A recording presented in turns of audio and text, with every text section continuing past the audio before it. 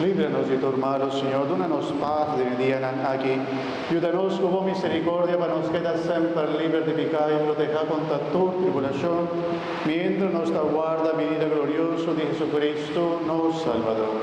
Asombra tu reina, tu poder, gloria y eternidad. Señor Jesucristo, vos avisa, vos apóstol, en la mitad larga, vos paz, en mitad de una voz. No mira nos picanas, sino fe de vuestra iglesia, y según tu voluntad, donanos paz y unidad completo. A vos viva y reina de tu siglo de siglo. Amén. Y humana paz del Señor sea siempre con vos.